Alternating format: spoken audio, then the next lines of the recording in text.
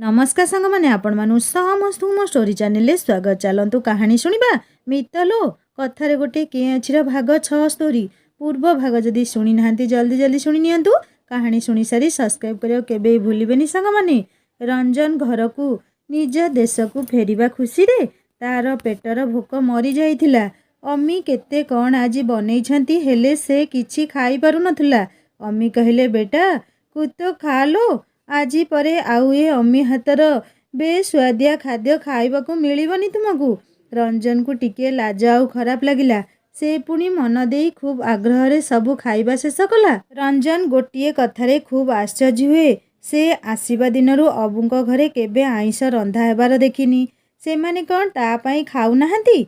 Mutton chicken biryani एमाने खूब खाती। से सबू तो छाड़ केबे अंडा भी घर को आसेनी। बहुत थर भाभी ए विषय पचारियो बोली हेले कौन भाभी से पुणी चुप रही जाए। हेले आज अम्मी को पचारि देला रंजन। अम्मी आपण घरे केबे आइंस रंधा हेबार देखिनी। अबू हुसैन कही कौन खाआंतीनी कि? अम्मी टिके खुशी होई कहले ना बेटा आमे कही खाऊनु से सबू आमे पूरा पूरी निरामिषासी। रंजन आउ किछि न पचारि खाई सारी से झरका पाख खटरे गड़ी पड़िला। दी पहरटा केमिति बीतीब संध्या हेब आउ पूर्णिमार चांद आकाशरे हसी देबे। शेष थर पाई से झरकारु सेई पहाड़ आड़कू दृष्टि लंबेइला। मन भितरे पहाड़ आर पाखर शोभा संपद पुणी थरे आखि आगरे नाचिगला। ता सहित सनभर भी हुसैन पाई खूब दुखी मध्य हैला। से रंजन आजी फेरी जीव ता माटी को हेले से एमान पाई किछि करि परिबनी। धीरे धीरे सूर्यदेव अस्ताचल लुचि गले। रंजन हृदय भितरे केमिति खुशीर बिजुली चमकी उठिला। आकाश को थरे से अनेइला। रूपा थाली परी शशांक उई आसुथिले। रंजन ओठरे चेन्नाए हस खेलीगला। अबू कहले बेटा एबे बाहरिया को पड़िबो। बहुत रास्ता पादरे चलीबार अछि। राति होई आसिला। अंधारे चंद्रमा चमकुथिले। अबू गोटिए ब्याग रे कौन पूरेई कांधरे पकेइले। रंजन आसीबा खुशी रे आउ पचारि पारला नहीं ब्याग रे कौन अछि बोली। अबू जहा भी करिवे सबु किछि ता मंगल पई करिवे। आसिला सेई विदा नेबार बेला। रंजन फतिमा अम्मी को पाद छुईला। अम्मी ताकू उठेई नहीं कहले खूब खुशी रे रुह बेटा। रंजन आखिरे लुह जकेई आसिला। घर बाहुडा खुशी उपरे ए विदा बेला जमिति आहुरी भारी होई गला। अम्मी मध्य कांदुथुले। हुसैन सह खूब निबिड़ा आलिंगन ने केतोटी मुहूर्त नीरवरे कटिगला रंजन। अबू बाहरु डाक पकेइले बेटा देर हो रही है जल्दी आओ। रंजन सेमानक पाखरु अश्रुपूर्ण आखिरे विदा नेला। से सबु दुख सुख साथी होइथिबा सेई अम्मीको कुड़िया को पछरे पकई अबुंकु अनुसरण कला आगकू आगकू। आज हिंडन एयरफोर्स स्टेशन उपरे चंद्रमा जेमिति सबु जोछना ढाली देइछंती।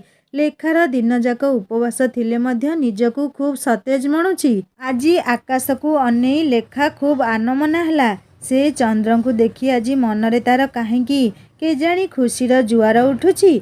शुष्क निरस मनरे आशार किरण जेमिति चंद्रमा ढाली देउछंती। से जेमिति चंद्रमा को पचारला रंजन को देखुचु कि एबे? ना से तोते देखुची। मो खबर पहुंचई देबू ता पाखरे टिके। लेखा पूजा थाल धरी मंदिर अभिमुखे चलिला। मन भितरु दुख निराशार बादल जेमिति हटि जाइछि। किछि खुशी खबर किए सांगर नहीं आसुची कि ता पाई? एई जह्न कण खुशीर वार्ता देबाकू चाहुचंती ताकू। अबू आगरे चली थांती आउ पछरे रंजन। से सबुदिन देखुथिबा पहाड़र पूरा विपरीत दिगरे सेमाने चलीथिले। रंजन निजे निजे अनुमान करिनेला एईटा निश्चय बॉर्डर आड़कू रास्ता। अनेक दूर चलिबा परे अबू रंजन को नहीं गोटिए पहाड़र सुडंग भितरे पसिले। एकदम पूरा अंधार। चंद्रक किरण मध्य ता भितरे प्रवेश करि पारु नथुला। रंजन बहुत कष्टरे अबूको पछरे चली थाए। सेई कंकरित दुर्गम पहाड़ को अबू खूब सहजरे अतिक्रम करि जाउथांती। अंधार साथी को पादरे बाजुची घंटा झटा। अबू एबे छोट टर्चटिए कांधरे झुलेइथिबा ब्याग रु बाहर करी रंजन हाथ को देई कहले बेटा जल्दी करो। एबे टर्च चलुआ जोगु रंजन टिके द्रुत गति रे आगेला। सेई पहाड़ भितरे भितरे ऊपर को चढ़िबा को पड़ुछि बोली रंजन अनुभव करि पारुथला। साहसी हृदय मझिरे मझिरे शंकारे सिहरी उठुथाए तार। बड़ रास्ता पुणी एई पहाड़ ऊपर देई ହେଲେ ଏବେ କିଛି ବି କହିବା କି ପଚାରିବା ନିରର୍ଥକ। ଅବୁଙ୍କ ଉପରେ ଭରସା କରିବା ଛଡ଼ା ଅନ୍ୟ ଉପାୟ ନାହିଁ ରଞ୍ଜନ ପାଖରେ। ଅବୁ ଗୋଟିଏ ଜାଗାରେ ଠିଆ ହୋଇଗଲେ। ରଞ୍ଜନ କିଛି ବୁଝିପାରୁନଥିଲା। ଅବୁ ନୀରବତା ଭାଙ୍ଗି କହିଲେ, ଏ ଜାଗାକୁ ଚିହ୍ନି ପାରୁଛ ବେଟା? ରଞ୍ଜନ ପୁଣି ଏ ଜାଗାକୁ କେମିତି ଚିହ୍ନିବ ଯେ? ଏ ଜନ୍ମରେ ତ ଛାଡ଼, ପିଛିଲା ଜନ୍ମରେ ସେ ଏଠାକୁ ଆସିଛି ବୋଲି ବି ସେ ଭାବି ପାରୁନଥିଲା। ନା ଅବୁ, ଏ ଜାଗା? ଆରେ ବେଟା, ଏଇଠି ତ ତମେ ଜାହାଜ କ୍ରାସ୍ ପୂର୍ବରୁ ଇଜେକ୍ଟ ହୋଇ ପଡ଼ିଥିଲ ସେଦିନ। ମୁଁ ଏଇ ଜାଗାକୁ ଜଡ଼ିବୁଟି ପାଇଁ ପ୍ରାୟ ଆସେ। ସେଦିନ ତମକୁ ଏଇଠୁ ପାଇଥିଲି। ରଞ୍ଜନ ସେଇ କଳା ଦିନ ପୁଣି ଥରେ ମାନସପଟରେ ନାଚିଗଲା। ହଁ, ବାର୍ଡ଼ ହିଟ୍ ପରେ ଜାହାଜ କ୍ରାସ୍ ହେବା ଜାଣି ସେ ପାରାସୁଟ୍ ସାହାଯ୍ୟରେ ଇଜେକ୍ଟ ହୋଇଯାଇଥିଲା। କିନ୍ତୁ ପବନର ଗତି ଖୁବ୍ ତୀବ୍ର ଥିବା ଯୋଗୁଁ ସେ ଏଇଠି ବର୍ଡ଼ର କ୍ରସ୍ କରି ଯାଇଥିଲା। ସେ ଆଶ୍ଚର୍ଯ୍ୟ ହୋଇ ପଚାରିଲା, ଅବୁ, ଏଇଠି ମୁଁ ପଡ଼ିଥିଲି? ହଁ, ମନେ ପଡ଼ୁଛି। ତଳେ ପଡ଼ିବା ପୂର୍ବରୁ ପାରାସୁଟ୍ ଗଛରେ ଲାଖି ଯାଇଥିଲା। ଅବୁ ରଞ୍ଜନଠୁ ଟର୍ଚ୍ଚଟି ନେଇ ଉପରକୁ ଦେଖେଇ କହିଲେ, ଦେଖ ଉପରକୁ ବେଟା। ରଞ୍ଜନ ଦେଖିଲା ଏବେ ବି ପାହାଡ଼ି ଗଛ ଡାଳରେ ପାରାସୁଟ୍ଟି ଲାଖି ରହିଛି। ଖରା ବର୍ଷାରେ ଖୁବ୍ ଜରାଜୀର୍ଣ୍ଣ ଦିଶୁଥିଲା। ଯାହା ହଉ ସେଦିନ ଏଇଟା ଇଜେକ୍ଟ ସମୟରେ ଖୋଲି ଯାଇଥିଲା ଠିକ୍ ଟାଇମ୍ରେ। ସେ ବଞ୍ଚି ଯାଇଥିଲା। ନହେଲେ ତା'ର ଅବସ୍ଥା। ଏବେ ଅବୁଙ୍କ ଉପରୁ ରଞ୍ଜନ ସନ୍ଦେହ ପୂରାପୂରି ଦୂର ହୋଇଗଲା। ଅବୁ କହିଲେ, ବେଟା, ଏମିତି ବେଶରେ କ'ଣ ନିଜ ଘରକୁ ଯିବ? ବ୍ୟାଗ୍ରୁ ବାହାର କଲେ ସେଭିଂ ଉପକରଣ। କହିଲେ, ଶୀଘ୍ର ବେଟା, ଦାଢ଼ି କାଟି ସେଭିଂ ହୋଇଯାଅ। ରଞ୍ଜନ ଅବୁଙ୍କୁ କୋଉ ଭାଷାରେ ଧନ୍ୟବାଦ ଦେବ ଜାଣିପାରୁନଥିଲା। ସେ ସେଇ ଟର୍ଚ୍ଚ ଆଲୁଅ ସାହାଯ୍ୟରେ ନିଜ ମୁହଁରେ ବଢ଼ିଥିବା ଦାଢ଼ି ନିଶ ସବୁ କାଟିକୁଟି ସାଇଜ୍ କଲା।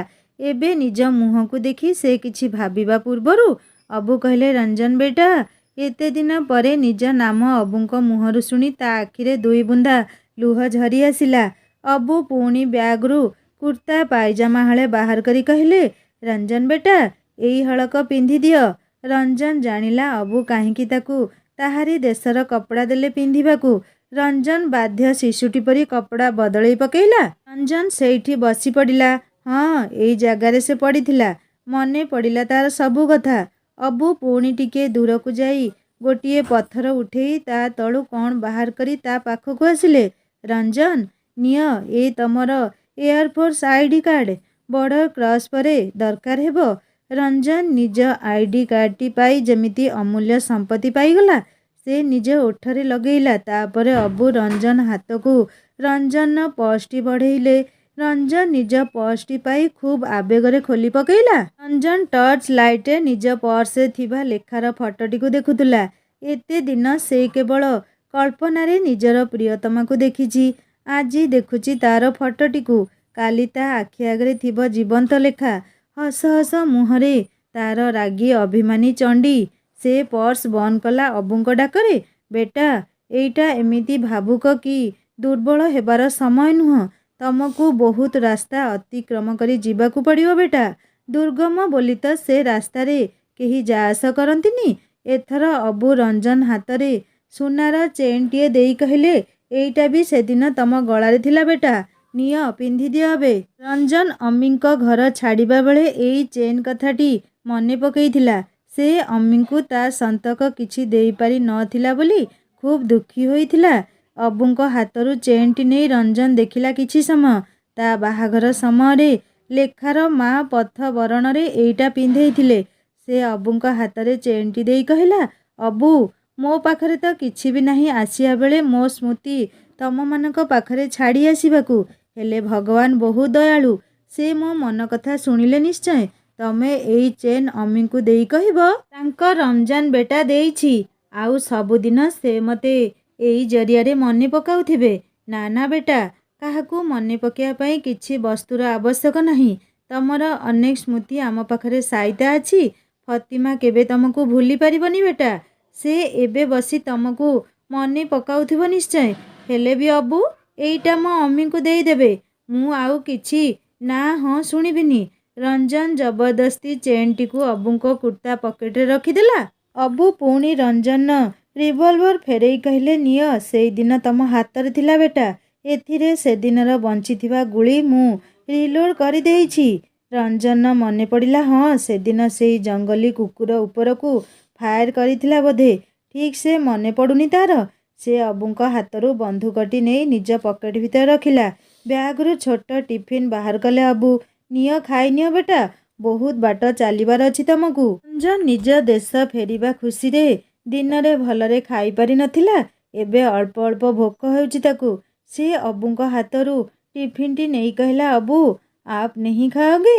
नहीं ବେଟା, ତମେ ଖାଇନିଅ। ବର୍ଡର ପରେ ବି ତମକୁ ଚାଲିବାକୁ ପଡ଼ିବ ବହୁତ ବାଟ। ରଞ୍ଜନ ଅବୁଙ୍କ କଥା ମାନି ସୁନା ପିଲାଙ୍କ ପରି ସବୁ ଖାନା ଶେଷ କଲା। ଏବେ ପୁଣି ସେଠୁ ତଳକୁ ଓହ୍ଲେଇ ଆଗକୁ ଯିବାର ଅଛି। ଅବୁ ଉଠିଲେ, ତାପରେ ରଞ୍ଜନ।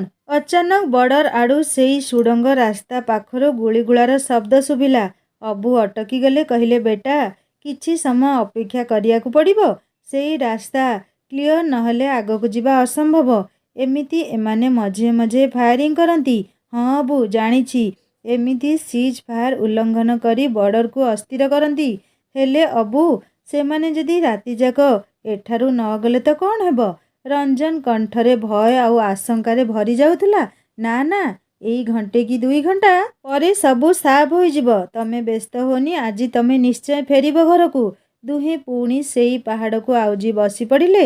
ରଞ୍ଜନ ଗୃହ ଫେରନ୍ତା ସ୍ୱପ୍ନରେ ଅଳ୍ପ ବିରାମ ଲାଗିଗଲା ଯେମିତି। ସେ ଅବୁଙ୍କୁ ପଚାରିଲା, ଅବୁ, ଗୋଟିଏ ପ୍ରଶ୍ନ ମନକୁ ଆସେ ବାର ବାର, ହେଲେ କେବେ ପଚାରି ପାରିନି। ଆଜି ଯିବା ପୂର୍ବରୁ ପଚାରିବି। ମୋ ବିଷୟରେ ତ ବେଟା। ଆମ ଘରେ ଶ୍ରୀମଦ୍ ଭଗବତ ଗୀତା କାହିଁକି ଅଛି? ଆମେ ମୁସଲିମ ହୋଇ ମଧ୍ୟ ଆଇଁଷ କାହିଁକି ଖାଉନୁ? ଏଇସବୁ କଥା ତ। ରଞ୍ଜନ ଖୁବ୍ ଆଶ୍ଚର୍ଯ୍ୟ ହେଲା। ଅବୁଙ୍କୁ ତାହେଲେ ସବୁ କଥା ଆଗରୁ ଜଣା। ଅବୁ ଆରମ୍ଭ କଲେ ସେଇ ପୁରୁଣା କଥାକୁ, ନିଜର ଯନ୍ତ୍ରଣା ଭରା କାହାଣୀର କ୍ରିୟନ୍ଦାସକୁ। ବର୍ଷ ବର୍ଷ ଧରି କୋଉ ଲାଲି କପଡ଼ାରେ ଗୁଡ଼ା ହୋଇଥିବା ପୋଥି ପରି ଉଇ ଖାଇଗଲାଣି ସ୍ମୃତି ସବୁ। ଅଭିରାମ କୋଲ ଆଜିର ଅବଦୁଲ ମିଆଁ। ହଁ, ଅଭିରାମ କୋଲ। ଜମ୍ମୁ କଟରାର ଗୋଟିଏ କାଶ୍ମୀର ପଣ୍ଡିତ ଘରର ପୁଅ ସେ। ପିତା ଅମ୍ବିକା ପ୍ରସାଦ କୋଲ ପେଶାରେ ଜଣେ ଆୟୁର୍ବେଦିକ ଚିକିତ୍ସକ। ମା ବୈଷ୍ଣୋଦେବୀଙ୍କ ଦରବାରରେ ଜୟକାରାରେ ଅଭିର ନିଦ ଭାଙ୍ଗେ ସବୁଦିନ। ସେ ବି ଉଠିପଡ଼ି କହେ, ଜୟ ମାତା ଦି। ତାପରେ ନିଜର ନିତ୍ୟ ଦୈନନ୍ଦିନର କାମ ଆରମ୍ଭ ହୁଏ। ଅଭିକୁ ସେତେବେଳେ 12 ବର୍ଷ।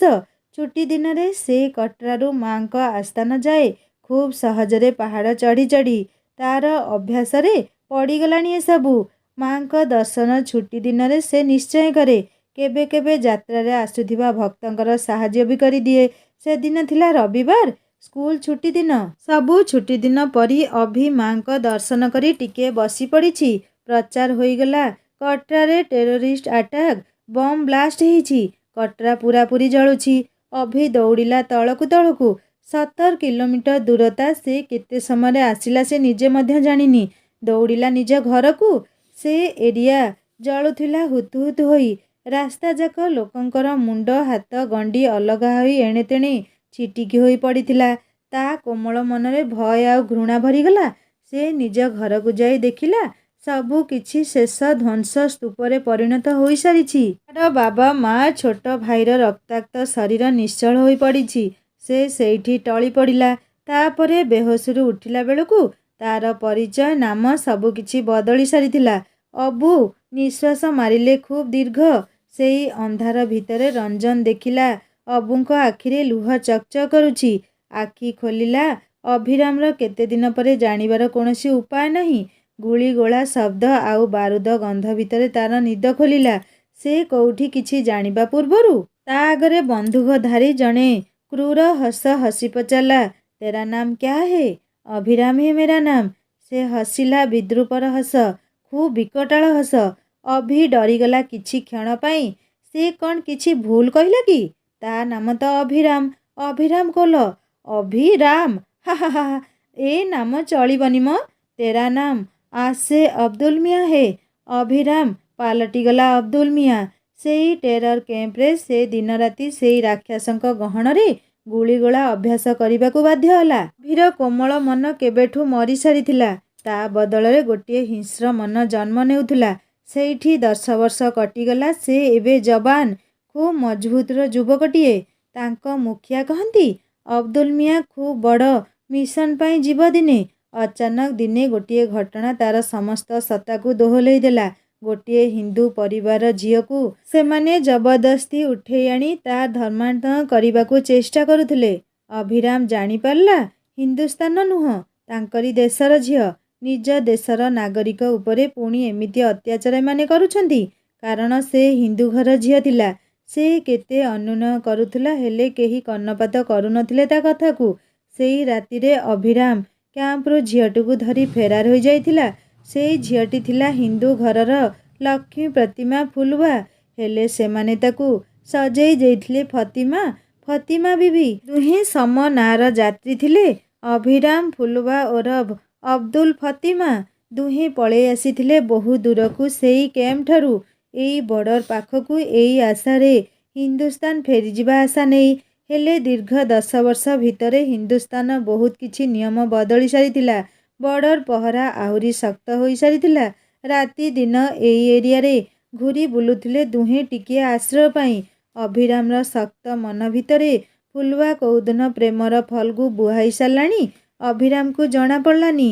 ଆଦମ ଇଭ୍ ପରି ଜଙ୍ଗଲରେ ବୁଲୁ ବୁଲୁ ସେଇ ଅଭକ୍ଷ୍ୟ ଫଳକୁ ସେମାନେ ଚାଖି ସାରିଥିଲେ ବୋଧହୁଏ। ଅଭି ମନରେ ଅଦିନିଆ ପ୍ରେମର ଜୁଆର। ଆଉ ଠିକ୍ ଏମିତି ଅନୁଭବ ଫୁଲବା ଭିତରେ ବି ଦିନ ରାତି ଉବୁଟୁବୁ ହେଉଥିଲା। ଏକ ନାବର ଯାତ୍ରୀ ଦୁହେଁ ଘୂରି ବୁଲୁଥିଲେ ଏଇ ଜଙ୍ଗଲ ପାହାଡ଼ ଭିତରେ। ଫୁଲବା ବି ନିଜ ପରିବାରକୁ ଫେରିବାର ସମସ୍ତ ରାସ୍ତା ବନ୍ଦ ହୋଇସାରିଥିଲା। ଆଉ ଅଭିରାମ ହିନ୍ଦୁସ୍ତାନକୁ ଫେରିବା ଯେମିତି ସ୍ୱପ୍ନ ପାଲଟି ଯାଇଥିଲା। ଗୋଟିଏ ଶୁଭ ବେଳାରେ ଏଇ ଜଙ୍ଗଲ ପାହାଡ଼କୁ ସାକ୍ଷୀ ରଖି ଦୁହେଁ ଦୁହିଁଙ୍କୁ ଜୀବନ ସାଥୀ ରୂପେ ବରଣ କରିଥିଲେ। ଅବୁ ଚୁପ୍ ହୋଇଗଲେ। ତାପରେ ରଞ୍ଜନ ପଚାରିଲା, ତାପରେ କ'ଣ ହେଲା ଅବୁ? ସେମାନେ କେହି ତମ ଦୁହିଁଙ୍କୁ ଧରିବାକୁ ଚେଷ୍ଟା କଲେନି? ଅବୁ ପୁଣି ଥରେ ଦୀର୍ଘ ନିଶ୍ୱାସ ଛାଡ଼ି କହିଲେ, ଆମେ ଦୁହେଁ ସେ କ୍ୟାମ୍ପଠାରୁ ବହୁ ଦୂର ଏଇ ଏରିଆକୁ ପଳେଇ ଆସିଥିଲୁ ତ। ଅବୁ ଉଠିଲେ, କହିଲେ, ଆସ ମୋ ସହ ବେଟା। ଅବୁ ଉଠି ଠିଆ ହେଲେ। ସେଇଠୁ ପୁଣି ପାହାଡ଼ ଭିତର ଆଡ଼କୁ ସେ ଚାଲୁଥିଲେ। ରଞ୍ଜନ ଖୁବ୍ ଉତ୍ସୁକତାର ସହ ତାଙ୍କ ସହିତ ପଛେ ପଛେ ଚାଲିଲା। ଅବୁ କିଛି ଦୂର ଯାଇ ଅଟକିଗଲେ। ସେହି ପାହାଡ଼ ପାଖରେ ଖୁବ୍ ଛୋଟ ଗୁମ୍ଫା ପାଖରେ ବସି ପଡ଼ିଲେ। ଗୁମ୍ଫା ମୁହଁରୁ ଛୋଟ ପଥରଟି ହଟେଇ ଟର୍ଚ୍ଚ ଆଲୁଅରେ ରଞ୍ଜନକୁ କିଛି ଦେଖେଇବାକୁ ଚେଷ୍ଟା କରୁଥିଲେ।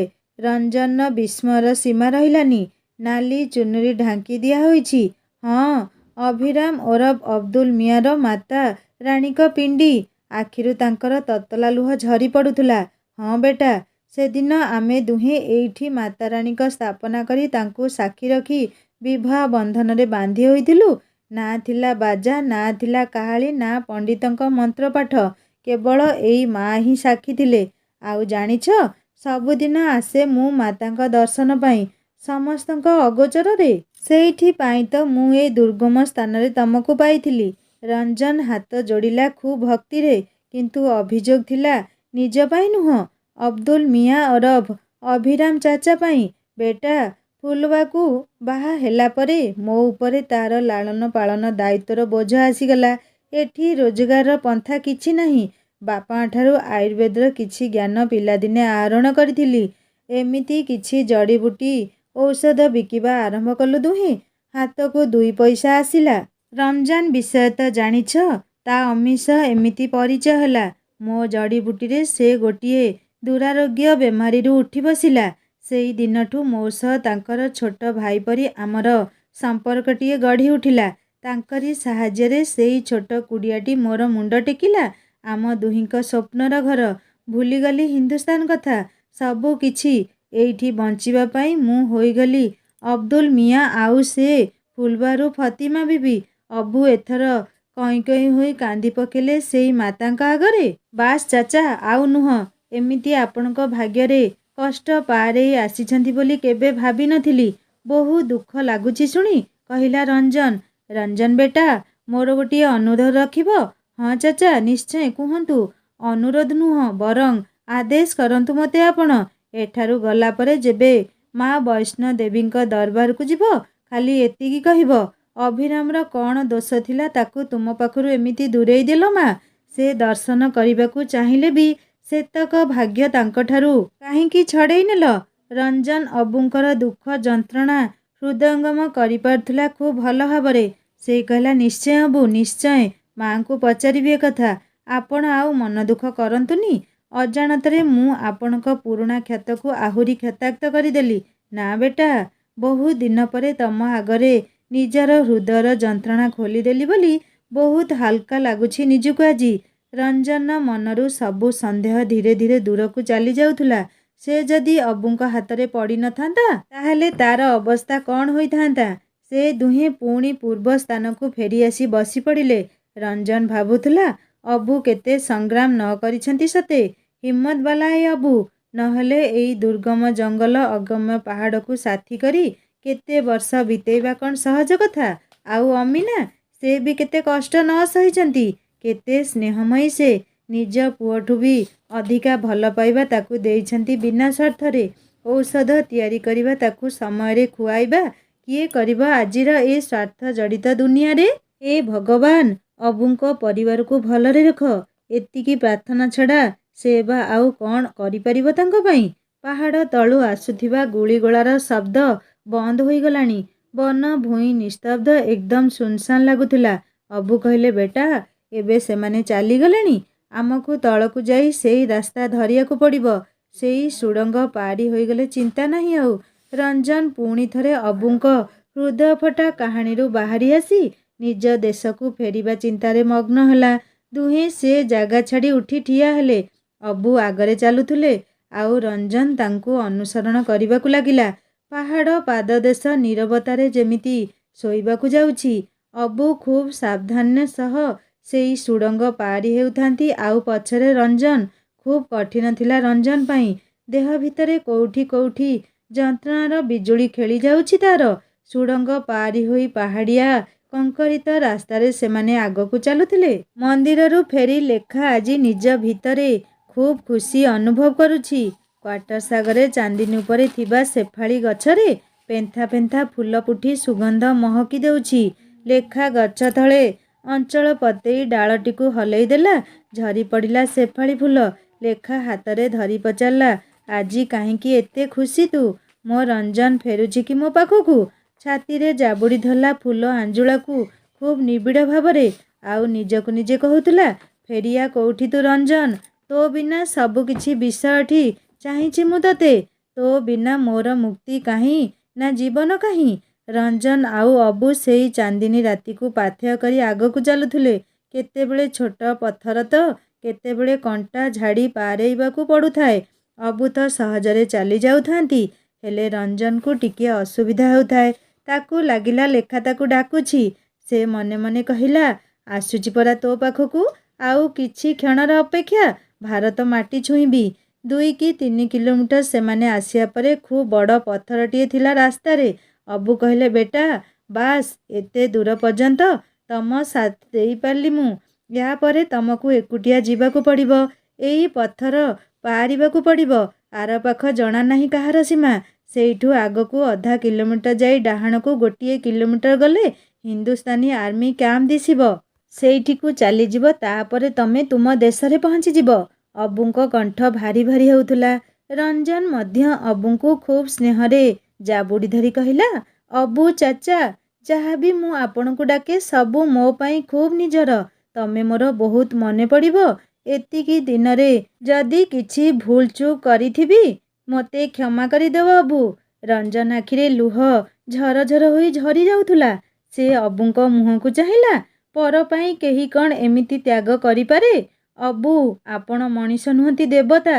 ମାତା ରାଣୀ ଖୁବ୍ ଖୁସି ଦେଉ ଆପଣମାନଙ୍କୁ। ଅମିକୁ କହିବ, ମୁଁ ତାଙ୍କୁ ବହୁତ ମନେ ପକେଇବି। ଡେରି କରନି ବେଟା। ମୁଁ ତମ ହାତ ଧରୁଛି, ଧୀରେ ଧୀରେ ଚଢ଼ି ଆରପଟକୁ ଜମ୍ପ କରିଯାଅ। ଆଜି ତୁମେ ନ ଯାଇ ପାରିଲେ ଆଉ କିଛି ଦିନ ପରେ ଏସବୁ ଏରିଆ ବରଫରେ ଢାଙ୍କିଯିବ ବେଟା। ନା ନା ଅବୁ, ମୁଁ ଜମ୍ପ କରିଯିବି।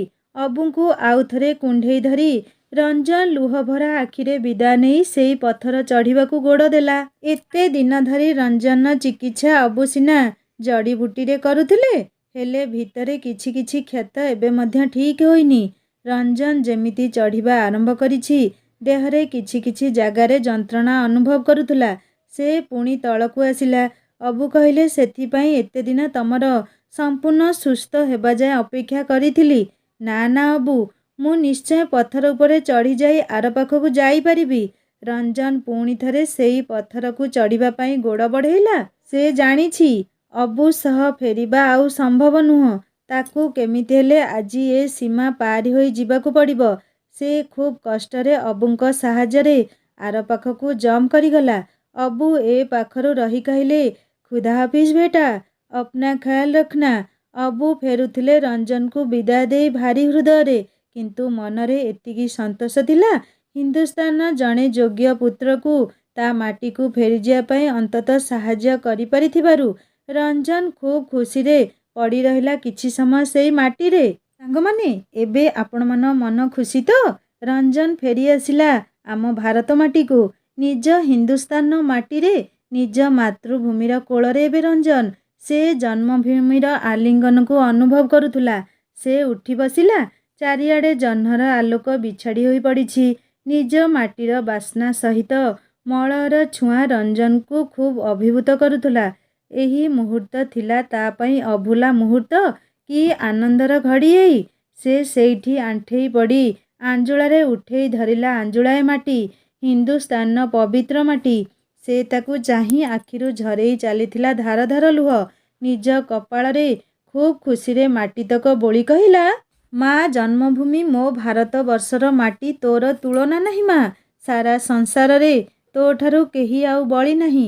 ତୋ ପାଇଁ କେବେ ଏ ଜୀବନ ଚାଲିଗଲେ ବି ଦୁଃଖ ନାହିଁ କେବେ ମୋର। ଜନନୀ ଜନ୍ମଭୂମିଶ୍ଚ ସ୍ୱର୍ଗାଦପି ଗରୀୟସୀ। ରଞ୍ଜନ ଖୁବ୍ ଭାବୁକ ହେଉଥିଲା। ରାତି ଅନେକ ହେଲାଣି। ଅବୁଙ୍କ କଥା ମନେ ପଡ଼ିଲା। ହେଲେ ଏବେ ତାକୁ ଏକୁଟିଆ ଆଗକୁ ଆଗେଇବାକୁ ପଡ଼ିବ। ସିଧା 1/2 କିଲୋମିଟର ଯିବା ପରେ ପୁଣି ଡାହାଣକୁ 2-3 କିଲୋମିଟର ଚାଲିବାକୁ ପଡ଼ିବ। ଆର୍ମି କ୍ୟାମ୍ପ ପହଞ୍ଚିବାକୁ ଆହୁରି କେତେ ସମୟ ଲାଗିବ କେଜାଣି? ଉଠି ଠିଆ ହେଲା ରଞ୍ଜନ। ଏବେ ଯେମିତି ହୃଦୟରୁ ସମସ୍ତ ଭୟ କୁଆଡ଼େ ଦୂରେଇ ଗଲାଣି। ହଁ, ଏଇଟା ତା ନିଜ ମାତୃଭୂମି। ଆଉ ତା ଲେଖା ଅଛି ଏଇ ମାଟିରେ। ଲେଖାର ଅଚାନକ ନିଦ ଭାଙ୍ଗିଗଲା କାହାର କଣ୍ଠ ଶବ୍ଦରେ। ତାକୁ ଅନୁଭବ ହେଉଥିଲା ଯେମିତି ରଞ୍ଜନ କହୁଛି, ଲେଖା, ମୁଁ ଆସୁଛି ତୋ ପାଖକୁ ଖୁବ୍ ଶୀଘ୍ର। ଲେଖା ଉଠି ବସିଲା। ରାତି ପାହି ଭୋର 4ଟା ହେଲାଣି। ପାହାନ୍ତି ସ୍ୱପ୍ନ ଏଇଟା। ମନରେ ଅନେକ ଆଶାର ବିଗୁଲ ବାଜିଗଲା ଯେମିତି। ପାହାନ୍ତି ସ୍ୱପ୍ନ ସତ ହୁଏ ବୋଲି କହନ୍ତି। ରଞ୍ଜନ କ'ଣ ସତରେ ଆସୁଛି ତା ପାଖକୁ? ଖୁସିରେ ମନ ମୟୂରୀ ନାଚିଗଲା ଯେମିତି ସେଇ କ୍ଷଣରେ। କବାଟ ଖୋଲି ବାହାରକୁ ଆସିଲା ଲେଖା। ଆକାଶରେ ଜହ୍ନ ଯିବା ଉପରେ। କାଲି ସନ୍ଧ୍ୟାର ଫୁଟିଥିବା ଶେଫାଳି ସବୁ ଚାନ୍ଦିନୀରେ ବିଛେଇ ହୋଇ ପଡ଼ିଛି। ଲେଖାକୁ ଲାଗୁଥିଲା ଆଜି ସେ ସବୁ ଯେମିତି ମୁରୁକି ମୁରୁକି ହସୁଛନ୍ତି। ଶୀତଳ ପବନରେ ଦେହ ତାର ଶିହରି ଉଠୁଥିଲା। ମୁଣ୍ଡ ଉପରେ ନାଇଟ୍ ଫ୍ଲାଇଂ ଅଦ୍ୟାବଧି ଚାଲିଛି। ଏମିତି ଦିନେ ଫ୍ଲାଇଂ କରିବାକୁ ଯାଇ ରଞ୍ଜନ ତାଠାରୁ ଦୂରକୁ ଚାଲି ଯାଇଛି। ଆଜି ପୁଣି କ'ଣ ଫେରୁଛି ସେ? କାହିଁକି ଏ ମନରେ ଏମିତି ଆଶା ଜାଗୁଛି? ରଞ୍ଜନ, କୋଉଠି ତୁ? ଫେରିଆ ଏଥର ମୋ ପାଖକୁ। ନିଜକୁ ନିଜେ କହି ଲେଖା ପୁଣି ଘର ଭିତରେ ପଶି କବାଟ ବନ୍ଦ କଲା। ପୁଣି ଥରେ ଗଡ଼ି ପଡ଼ିଲା ସେଇ ସୋଫା ଉପରେ। ରଞ୍ଜନ ଚାଲିଲା ଆଗକୁ ଆଗକୁ। ଆଜି ମନରେ କେତେ ଉତ୍ସାହ ଭରିଗଲାଣି। ଦେହର କଷ୍ଟ ମଧ୍ୟ ଆଉ ଅନୁଭୂତ ହେଉନି। ସେ ଅବୁଙ୍କ କହିବା ହିସାବରେ ସେ ଠିଆ ହୋଇ ଦୂରକୁ ଅନେଇଲା। ହଁ, ବହୁ ଦୂରରୁ ଦିଶୁଛି ଆମର ହିନ୍ଦୁସ୍ତାନ ଆର୍ମି କ୍ୟାମ୍ପରୁ ମିଞ୍ଜି ମିଞ୍ଜି ଆଲୁଅ। ସୀମା ସୁରକ୍ଷା ପାଇଁ ଦିନରାତି ଏଇ ଦୁର୍ଗମ ବିପଦପୂର୍ଣ୍ଣ ଜାଗାରେ ପହରା ଦେଉଛନ୍ତି। ରଞ୍ଜନ ସେଇ ଦିଗରେ ଯିବାକୁ ପାଦ ବଢ଼େଇବାକୁ ଯାଉଛି। ଦୁଇ କାନ୍ଧରେ। ସାଙ୍ଗମାନେ, ରଞ୍ଜନ ଏବେ ଫେରି ଆସିଲା ତାର ମାତୃଭୂମିକୁ। ଆଗକୁ ତା ପାଇଁ କିଛି ବିପଦ ନାହିଁ ତ? କିଏ ରଞ୍ଜନ କାନ୍ଧରେ ହାତ ପକେଇଛି? ଶୁଣିବା ନେକ୍ସଟ ପାର୍ଟରେ। କାହାଣୀ କେମିତି ଲାଗିଲା ମୋତେ କମେଣ୍ଟ କରି ଜଣାଇବେ। ଆଉ ଯଦି ଭଲ ଲାଗିଥାଏ ସବସ୍କ୍ରାଇବ୍ କରି ବେଲ୍ ଆଇକନ୍ ନିଶ୍ଚୟ ଦବାଇଦେବେ। ଲେଖିଲା ବେଳେ ତ ଯେତିକି କାନ୍ଦିଲି, ପୁଣି ପଢ଼ିଲା ବେଳେ ଧୈର୍ଯ୍ୟ ରହିଲାନି ସାଙ୍ଗମାନେ। ଆପଣମାନେ କାହାଣୀକୁ ଶୁଣନ୍ତୁ, ସାଙ୍ଗମାନଙ୍କ ସହିତ ସେୟାର କରନ୍ତୁ। ଆଉ ଶୁଣିଲା ବେଳେ ଆଖିରେ ଲୁହ ଆସିଗଲା କି ନାହିଁ ମୋତେ କମେଣ୍ଟ କରି ନିଶ୍ଚୟ ଜଣାଇବେ। ଦେଖା ହେବା ନେକ୍ସଟ ପାର୍ଟରେ। ରହୁଛି ନମସ୍କାର। ଜୟ ଜଗନ୍ନାଥ।